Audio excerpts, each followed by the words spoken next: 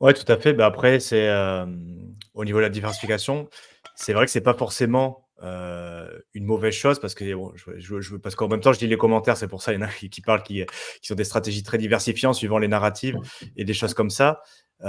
Et ici, c'est juste peut-être faire le point que c'est pas forcément qu'il faut pas le faire, mais c'est juste qu'il faut le faire intelligemment et la plupart des gens, ils le font pas comme ça. Je pense que, ce ce que tu décris, c'est la plupart des débutants qui arrivent en plein milieu du cycle, c'est vas-y, je vais mettre 200 euros sur plein de cryptos et comme ça, il y en a bien une qui va faire le fois 10 000 dont j'ai besoin pour avoir ma liberté financière, ce que tu viens d'évoquer, avoir vite des retours life changing, richesse générationnelle, on commence à revoir. Là, de cette année, c'est les millions. Je ne sais pas pourquoi, c'est sur Twitter, comment transformer 1000 en 1 million. Tous les tweets, c'est ça, comment transformer. Voilà, donc c'est ce que les gens attendent. Et malheureusement, en achetant 200 balles et en se disant j'attends le fois 10 000 pour revendre, même en ayant acheté sans crypto-monnaie, il y a très peu de chances que vous soyez millionnaire. Par contre, il y a des moyens de le faire, mais c'est vrai que ça demande beaucoup plus de temps. Et c'est pour ça que on a l'habitude de dire que c'est trop se diversifier, avoir trop d'actifs en portefeuille. C'est pas forcément une bonne chose, encore une fois, quand on est débutant. Parce que comme tu l'as dit, tu n'as pas le temps de tout suivre, tu sais pas, tu n'as pas forcément de palier de sortie, tu as pas forcément de stratégie tout court par rapport à cet actif et du coup, ça fait que, beh, tu seras pas capable de réagir au bon moment. Chasser les narratifs, c'est bon, mais toujours dans l'optique, en plus de les avoir identifiés tôt, d'être rentré peut-être assez tôt, mais il y a une stratégie de prise de profit. Quand on rentre sur des choses en plus Mmh. risquées, il faut récupérer au moins sa mise initiale rapidement, laisser courir après, pourquoi pas avec une partie, qu'on appelle moon bag, c'est-à-dire une partie qu'on laisse parce qu'on a récupéré sa mise initiale et donc on peut laisser courir. Ce qui arrive par la suite, ça sera que du bonus. Mais dans tous les cas, voilà, il faut vraiment avoir sa stratégie euh, dès le début pour pouvoir vendre, récupérer sa mise initiale et donc sortir le risque de cet investissement. Parce que bien sûr, si on décide de le laisser jusqu'aux 10 000, qu'il n'arrive pas et que ça tombe à zéro après ou que ça baisse, c'est difficile. Par contre, effectivement, si on est sur une bonne narrative, qu'on arrive à se sécuriser, on prend des bénéfices, on récupère sa mise initiale, on a senti le risque de cet investissement vu ce qu'on a mis, on l'a récupéré, on a peut-être fait de la plus-value. Et après, on peut faire d'autres paliers, on peut aller chercher plus de rendement avec ce bag ou encore rebalancer. Mais il y a toujours cette idée quand même de prendre des bénéfices, de se sécuriser, de sortir le risque. Et après, on peut commencer à faire autre chose. Mais je pense que la plupart des gens, c'est pas vraiment ça qui se passe. Tu achètes, et moi, c'est premier cycle, c'est ce que j'ai fait sur plusieurs actifs. J'ai acheté, je me suis dit, en plus, acheter en bull run, donc avec des multiples qui étaient déjà là, donc des fois 10, des fois 20 qui étaient déjà là, donc que moi je n'aurais pas pu avoir, parce que pour ce cycle-là, ils étaient déjà arrivés. Mmh. Et donc, il me restait peut-être, je sais pas, un fois 2, un fois 3, mais une fois, voilà, c'est quand tu as déjà pris un fois 20 pour monter après, tu as de l'inertie qui arrive, des choses comme ça. Donc, et en plus, il faut savoir que la plupart des projets, un fois 100, c'est complètement, c'est pas forcément réaliste. Sur des altcoins, voilà, on ne sait pas sur combien ça peut monter, mais par rapport au bottom, bon, si tu arrives à déjà choper un fois 20, un fois 30, mais c'est vraiment exceptionnel d'exceptionnel. Mais la plupart des gens, le problème, c'est que tu rentres déjà sur un fois 25, fois 27. Il te reste peut-être un fois 2 ou fois 3 qui traînent par là, mais toi, comme tu es rentré assez tard, t'espères avoir un x10 et donc mais forcément si tu es trop gourmand, tu sortiras pas en fait et tu prendras pas tes bénéfices suffisamment tôt ou tu les prendras pas du tout. Et donc du coup, ce que tu pensais être une stratégie de diversification bonne en achetant plein d'actifs avec il y en a peut-être un qui va encore faire x10, un x20, au final, tu vas tout laisser retomber comme un soufflé Mmh. quand ça va se retourner et tu n'auras pas pris un bénéfice et tout ce que tu auras mis, ben, voilà, peut-être ça sera perdu à jamais. Donc se diversifier, rentrer sur des nouvelles narratives, pourquoi pas, mais il faut savoir ce que ça implique derrière, c'est-à-dire connaître le marché, connaître la narrative, savoir si ça se retourne, savoir si à quel moment on dit ben, peut-être il faut que j'accepte des pertes ou alors quand est-ce que dans tous les cas sur quel niveau je prends des bénéfices, est-ce que c'est un fois 2 je sors 50% et je laisse tout, est-ce que c'est voilà, mais il y a toute une stratégie à avoir de prise de bénéfices, toujours pareil pour sortir le risque au final, c'est Toujours risqué mais pareil. ouais, tout ça c'est ces paliers qui sont assez tôt pour récupérer sa mise initiale, on sort le risque, après qu'est-ce qu'on fait? Mais il faut l'avoir en tête et en fonction du moment où on rentre, et il va peut-être y avoir des objectifs moins ambitieux et donc, voilà, c'est une gestion du risque, mais qui n'est pas possible quand on ne sait pas ce qu'on achète et qu'on a 40 actifs en portefeuille et qu'on ne maîtrise pas du tout. Et du coup, parce que j'en ai vu en fait des amis qui ont ça sur CoinGecko ou des actifs avec 40 actifs, ils regardent juste le prix du portefeuille, est-ce que ça monte ou ça baisse, et ils sont tu vois, Ils ont tu regardes l'impression pas. d'être diversifiés. Les mecs, ils te disent, regarde, je suis diversifié, j'ai 40 projets. Mais non, en fait, tu as l'impression d'être diversifié. En fait, c'est ce qu'on dit depuis le début. Hein. Cette diversification n'a de sens qu'à partir du moment où tu as identifié les risques et que tu sais ce que tu fais.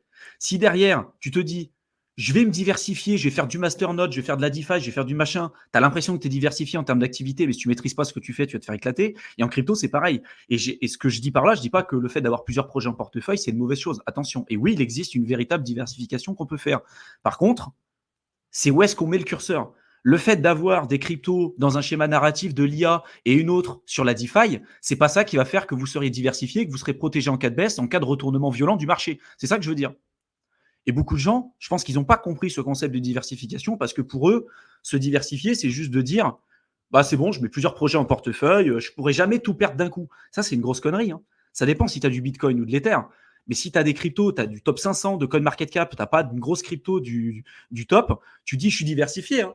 J'ai 100 projets en portefeuille, mais c'est que des cryptos du top 500 de CoinMarketCap. Je serai protégé? Bah non, tu ne seras pas protégé. Voilà, toutes tes cryptos peuvent aller à zéro. Et tu ne seras pas protégé en cas de baisse parce que si jamais il y a une grosse fluctuation, surtout à la baisse, ça risque de te poser des problèmes. Et c'est ça que je veux dire. C'est que, et pour moi, la réponse est toujours pareille, c'est qu'il n'y aura pas de réponse. Ce ne sera pas le truc de dire il faut se diversifier à 100% ou il faut se concentrer. En fait, c'est soit on se dit je me diversifie correctement et j'accepte d'avoir des performances plus faibles parce que du coup, je vais splitter mon argent un peu de partout.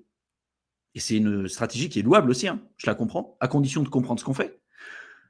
Ou alors, je vais me concentrer sur des actifs, sur moins d'actifs. J'accepte du coup de prendre plus de risques là-dessus parce que je vais concentrer mes positions. J'accepterai aussi éventuellement de sortir plus tôt parce que j'ai concentré mes positions et je vais faire en sorte de rentrer plus tôt sur le marché.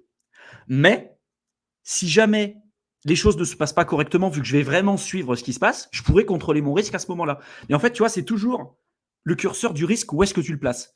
Et du coup, en fonction de ce que tu vas faire sur ce spectre, bah, soit tu vas décider de te concentrer sur certains actifs, soit tu vas décider de un peu plus te diversifier.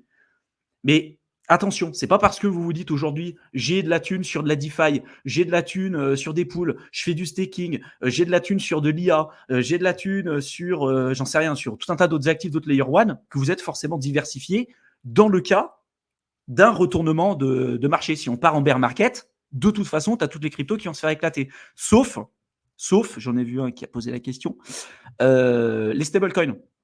Merde, c'est pas celui-là que j'ai pas vu. C'était où? Il y a quelqu'un qui parlait des stablecoins. Je sais pas si tu le vois.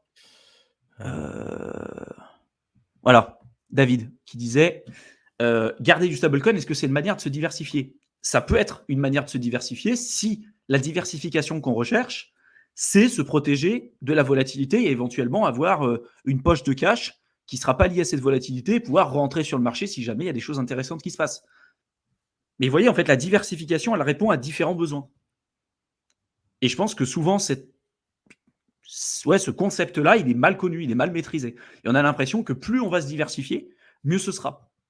Et je pense que c'est valable dans des approches liées aux ETF, par exemple, où tu vas investir dans des secteurs d'activité, tu vas investir dans un indice, le MSCI World, par exemple, où tu vas investir dans plein d'entreprises dans le monde entier et partout, dans tout un tas de secteurs différents. Et pour moi, ça a un véritable intérêt.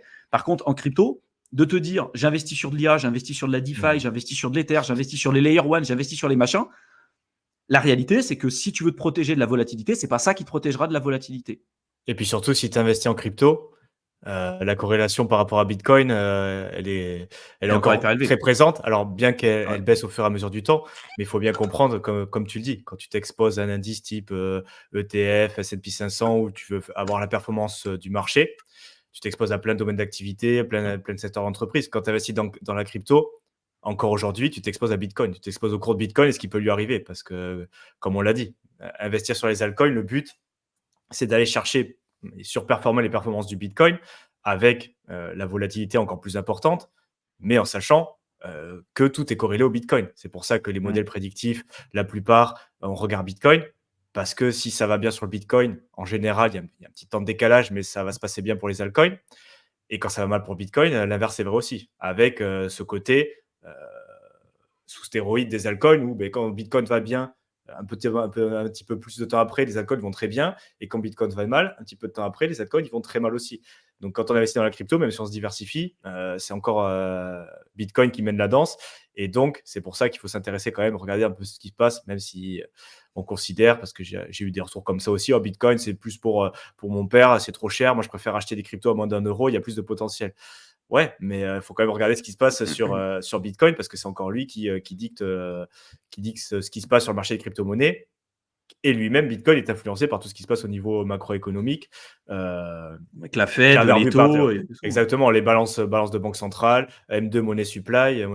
En repassant les vidéos que j'avais fait, j'ai retrouvé celle de Raoul Pal, où je parlais de Raoul Pal qui disait qu'en fait, c'était pas le halving qui marquait le début du bull run, mais le M2 Money Supply, donc Ouais. la Bah, le quantité d'argent quantitative easing. disponible.